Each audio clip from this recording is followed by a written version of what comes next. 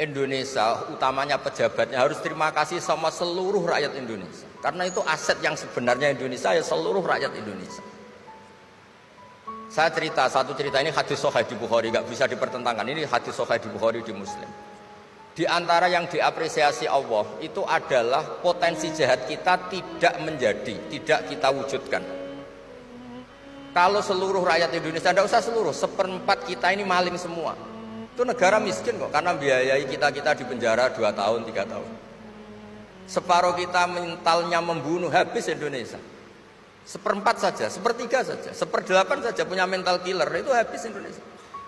Ketika rakyat kita, ketika tetangga kita, masyarakat kita tidak melakukan kejahatan, itu ketertiban yang sejati. Maka semua bentuk ketidakkriminalan yang dilakukan oleh rakyat Indonesia itu awal dari aset bangsa ini. Coba kalau semua orang mencuri, habis negara untuk biayai di penjara. Semua orang kriminal, berkahnya mereka tidak melakukan, Indonesia baik-baik saja. Sebab itu ketika ada sekian kebaikan, Nabi terakhir ngendikan apa? Takufu syarroka anin nas fa innaha shadaqatun minka ala nafsik. Potensi jahat kamu jangan kamu lakukan, itu sudah menolong peradaban.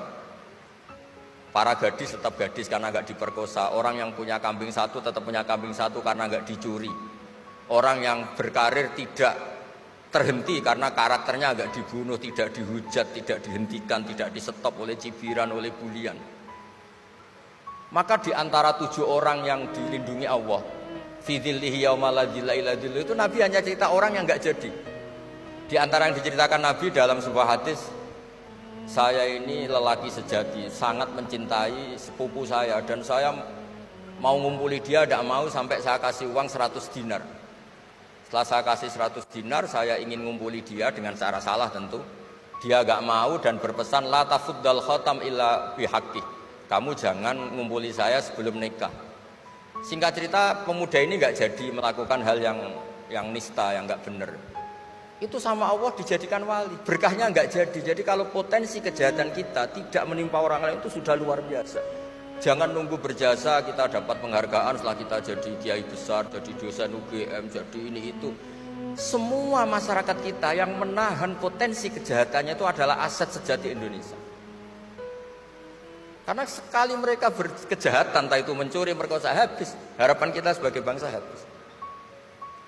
Tapi selama ini nunggu ngapresiasi itu yang bentuknya fi'lu, yang bentuknya mereka melakukan apa, sebetulnya enggak. Tidak melakukan kejahatan itu sudah bagian dari kebaikan yang luar biasa.